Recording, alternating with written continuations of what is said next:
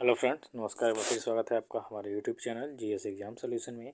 दोस्तों, आज के इस वीडियो में हम एसएससी एमटीएस सीएचएसएल के लिए इतिहास के प्रमुख प्रश्नों को देखेंगे जो आपके प्रीवियस ईयर के एग्ज़ाम में पूछे गए हैं। तो इसके साथ साथ दोस्तों, आप अन्य किसी भी एग्ज़ाम की तैयारी अगर जो कर रहे हैं, यूपीपीसीएस, यूपीएससी या सीईटी, पीईएड, यूपीबीएड की या यूपीपी या अन्य किसी भी एग्ज़ाम की तैयारी कर रहे हैं, तो यह जो इतिहास के महत्वपूर्ण प्रश्न हैं आपके एग्ज़ाम की दृष्टि से बहुत ही इम्पोर्टेंट होने वाले हैं। तो दोस्तों, जैसा कि आप लोग जानते हैं कि आपको इस चैनल के माध्यम से क्विज टाइप के क्वेश्चन को जो है प्रैक्टिस कराई जाती है। तो दोस्तों, आप हमारे साथ जुड़े रहिएगा। ये प्रैक्टिस सेट जो है आपके 27 नंबर का है। आज का 12 बजे दोपहर में आपको इस वीडियो को दी जाती है। तो हमारे चैनल को सब्सक्राइब कर लीजिएगा और चलिए प्रश्नों को देखते हैं। तो पहला प्रश्न है दोस्तों आपका आज कि मनसबदारी प्रथा का सर्वप्रथम प्रयोग किसने किया था। मित्रों, बहुत ही इंपॉर्टेंट क्वेश्चन है। ये क्वेश्चन आपके एसएससी के एग्ज़ामों में विभिन्न प्रतियोगी परीक्षाओं में कई बार पूछा हुआ है। तो मनसबदारी प्रथा जो है यह अकबर के द्वारा स्टार्ट की गई थी। किसके द्वारा? अकबर के द्वारा। इसका मेन काम था, मनसबदारी का मतलब होता था औकात, सबकी औकात देखी जाती थी। ठीक है, अहदा, अहदा जिसे बोलते हैं, अहदा या औकात। ठीक है, तो अकबर ने इस चीज़ की शुरुआत की थी। तो विकल्प जो आपका ये होगा इसका राइट आंसर हो जाएगा। नेक्स्ट क्वेश्चन देखेंगे। तो नेक्स्ट क्वेश्चन है आपका कि गुलाम वंश का संस्थापक कौन था। देखिए, ये सभी जो क्वेश्चन है दोस्तों प्रीवियस ईयर के सिलेक्टेड क्वेश्चन है और इम्पोर्टेंट क्वेश्चन है। तो मैं आपको ये करा रहा हूँ। आपको किसी भी क्वेश्चन पे आपत्ति होगा तो आप कमेंट में कमेंट कर सकते हैं दोस्तों।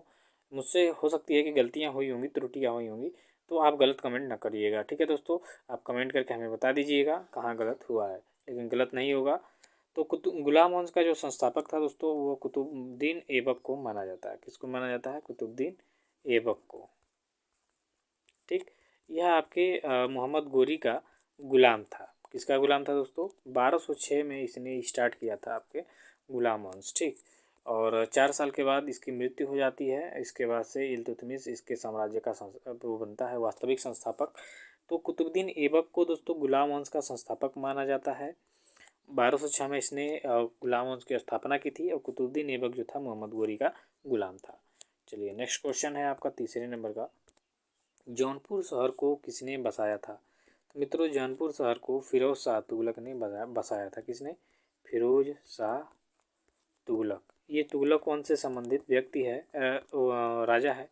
ठीक है, बादशाह है। तो ये तुगलक वंश से संबंधित है और इसने जौनपुर शहर को बसाया था। ठीक है, तो विकल्प जो आपका सी होगा इसका राइट आंसर हो जाएगा मित्रों। अगला क्वेश्चन है चौथे नंबर का कि हर्षवर्धन के काल में शिक्षा का महत्वपूर्ण केंद्र कौन था। तो हर्षवर्धन के काल में दोस्तों शिक्षा का सर्वाधिक महत्वपूर्ण केंद्र था आपका नालंदा। नालंदा इसका राइट आंसर हो जाएगा, विकल्प डी। कि नालंदा उस समय यानी हर्षवर्धन के काल में नालंदा सबसे प्रसिद्ध शिक्षा का मुख्य केंद्र था। ठीक है, चलिए अगला क्वेश्चन है दोस्तों 5वें नंबर का कि प्रथम बौद्ध संगीति कब हुई थी। ठीक है, तो प्रथम बौद्ध संगीति जो है दोस्तों 483 ईसा पूर्व को हुई थी। इसी समय गौतम बुद्ध की मृत्यु हुई थी। तो सबसे पहले जो आपकी बौद्ध संगीति हुई थी 483 ईसा पूर्व में हुई थी। तो विकल्प जो आपका ये इसमें दिख रहा है इसका सही उत्तर हो जाएगा। अगला क्वेश्चन है कि चतुर्थ बौद्ध संगीति कहाँ पर हुई थी। अगला क्वेश्चन है चतुर्थ बौद्ध संगीति कहाँ हुई थी दोस्तों। तो यह आपके कुंडलवन में हुई थी। कहाँ पे? कुंडलवन, जो आपके कश्मीर में पड़ता है। यहाँ पे आपका चतुर्थ बौद्ध संगीति जो है इसका आयोजन किया गया था। तो विकल्प जो आपका बी होगा इसका राइट आंसर हो जाएगा। अगला क्वेश्चन है दोस्तों 7 नंबर का कि हिजरी संवत की शुरुआत कब हुई थी। हिजरी संवत जो आपके इस्लाम धर्म से संबंधित है दोस्तों। ठीक है, इसमें मोहम्मद साहब का मक्का से मदीना की जो यात्रा होती है इसकी शुरुआत होती है, तभी से हिजरी संवत की शुरुआत होती है। तो हिजरी संवत जो है आपके 622 ईस्वी में स्टार्ट किया गया था। ठीक है, तो इसका विकल्प जो आपका सी होगा राइट आंसर हो जाएगा कि हिजरी संवत की शुरुआत 622 ईस्वी में स्टार्ट हुई थी। अगला क्वेश्चन है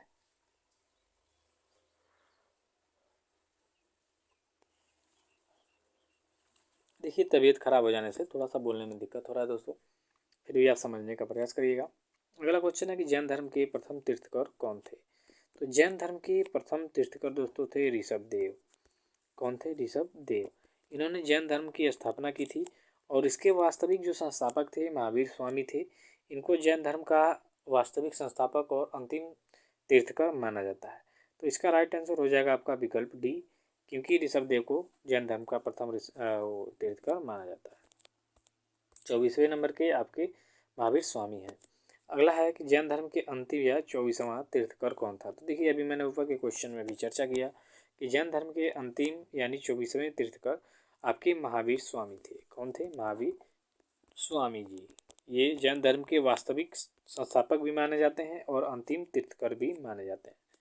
चलिए नेक्स्ट क्वेश्चन देखेंगे आपका 10 नंबर का कि महावीर स्वामी का जन्म कहाँ पर हुआ था। तो दोस्तों, महावीर स्वामी का जन्म आपके वैशाली में हुआ था। ठीक है, कहाँ पे? वैशाली में। तो विकल्प जो आपका सी दिख रहा है, इसका राइट आंसर हो जाएगा। महावीर स्वामी का जन्म जो है आपका वैशाली में हुआ था। अगला क्वेश्चन है दोस्तों, महावीर स्वामी की मृत्यु कहाँ पर हुई थी। तो महावीर जो स्वामी थे, इनकी मृत्यु हुई थी आपके पावापुरी में। कहाँ पे? पावापुरी में। पावापुरी में इनकी मृत्यु हुई थी और जन्म इनका कहाँ पे हुआ था? वैशाली में। तो विकल्प जो आपका ये होगा, इसका राइट आंसर हो जाएगा कि महावीर स्वामी की मृत्यु हुई थी आपके पावापुरी में। अगला क्वेश्चन है दोस्तों 12 नंबर का कि शिशुनाग वंश का संस्थापक कौन था। तो मित्रों, शिशुनाग वंश जो है इसका जो संस्थापक था वो था शिशुनाग। शिशुनाग जो है शिशुनाग वंश का संस्थापक था। तो विकल्प इसका सी राइट आंसर हो जाएगा। अगले क्वेश्चन की तरफ चलेंगे।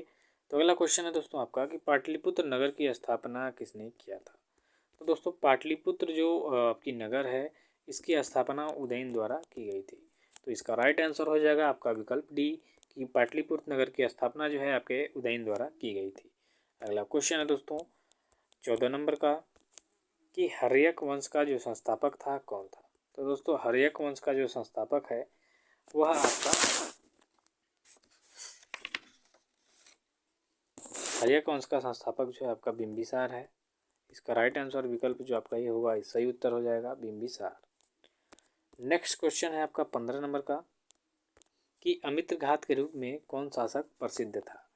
दोस्तों, अमित्रघात यानी शत्रुओं का नाश करने वाला जो है चंद्रगुप्त मौर्य का पुत्र जो था, यानी मौर्य से संबंधित था बिंदुसार। इसको अमित्रघात की उपाधि दी गई थी, यानी शत्रुओं पर विजय पाने वाला। तो विकल्प जो आपका बी होगा, इसका राइट आंसर हो जाएगा। अगला क्वेश्चन है 16 नंबर का दोस्तों। 16वें नंबर का क्वेश्चन है नंद वंश का अंतिम शासक कौन था। इंपॉर्टेंट क्वेश्चन है कि नंद वंश का अंतिम शासक कौन था दोस्तों, क्योंकि नंद वंश के जो अंतिम शासक हैं इनको मार के और चंद्रगुप्त मौर्य जो है वो गद्दी हथिया लेता है मगध की और मौर्य वंश का नींव रखता है। तो इसका जो राइट आंसर हो जाएगा घनानंद। इसका राइट आंसर हो जाएगा विकल्प जो आपका डी होगा, सही होगा, क्योंकि घनानंद जो है नंद वंश का अंतिम शासक था। अगले क्वेश्चन की तरफ चलेंगे 17 नंबर का कि भारत पर आक्रमण यानी 326 ईसा पूर्व करने वाला पहला व्यक्ति कौन था। इन 326 ईसा पूर्व में भारत पर आक्रमण करने वाला व्यक्ति कौन था। तो दोस्तों, वह व्यक्ति था आपका सिकंदर। सिकंदर जैसे विश्व विजेता कहा जाता है ये। ठीक है, इसके बीच में हाइडे स्पीच की युद्ध होती है जो सिकंदर और पोरस के बीच में होता है। ठीक है, तो सिकंदर इसका राइट आंसर हो जाएगा। अगला क्वेश्चन है 18 नंबर का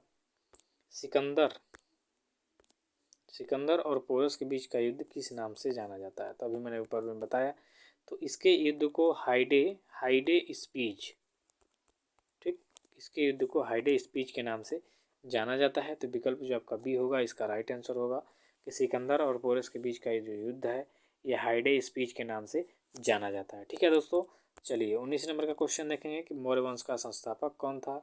तो अभी मैंने ऊपर के क्वेश्चन में बताया था कि मौर्य वंश का जो संस्थापक था आपका चंद्रगुप्त मौर्य था, जो घनानंद को हरा के और मगध के गद्दी पे बैठा था। ठीक है, चलिए अगला क्वेश्चन है 20 नंबर का कि मौर्य वंश की जानकारी जो है किस में मिलती है।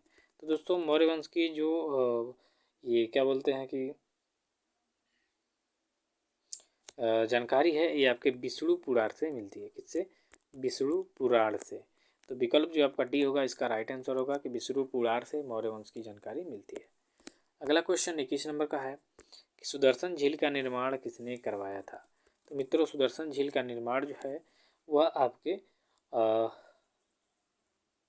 चंद्रगुप्त मौर्य ने करवाया था। किसने? चंद्रगुप्त मौर्य। इसका राइट आंसर हो जाएगा विकल्प ए। अगला क्वेश्चन है 22 नंबर का कि चंद्रगुप्त मौर्य किस धर्म का अनुयायी था दोस्तों। तो चंद्रगुप्त मौर्य जो था जैन धर्म का अनुयायी था, लेकिन जब इसका पौत्र हुआ अशोक तो ये आपका बौद्ध धर्म अपना लिया था। ठीक है, याद रखिएगा। 23 नंबर का क्वेश्चन है कि चंद्रगुप्त मौर्य के गुरु और प्रधानमंत्री कौन थे दोस्तों? तो चंद्रगुप्त मौर्य के गुरु और प्रधानमंत्री आपके चाणक्य थे। ठीक, विकल्प जो आपका सी होगा राइट आंसर हो जाएगा। अगला क्वेश्चन है 24 नंबर का कि भारत का मैकियावेली किसे कहा जाता है दोस्तों? तो भारत का मैकियावेली जो है वो कहा जाता है आपके चाणक्य को। किसको कहा जाता है? चाणक्य। तो इसका राइट आंसर हो जाएगा विकल्प बी कि भारत का मैकियावेली चाणक्य को कहा जाता है। अगला क्वेश्चन है दोस्तों 25 नंबर का, चंद्रगुप्त मौर्य के दरबार में आने वाला प्रसिद्ध यूनानी कौन था? तो चंद्रगुप्त मौर्य के दरबार में आने वाला प्रसिद्ध जो यूनानी था वो आपका मेगास्थनीज था। ठीक है, मेगास्थनीज। तो इसका राइट आंसर हो जाएगा विकल्प ए। मेगास्थनीज जो है सेल्यूकस निकेटर का राजदूत बन के आया था, चंद्रगुप्त मौर्य के दरबार में रहता था। तो आज के लिए बस इतना ही, मिलते हैं नेक्स्ट वीडियो में, तब तक के लिए धन्यवाद। Thank you so much.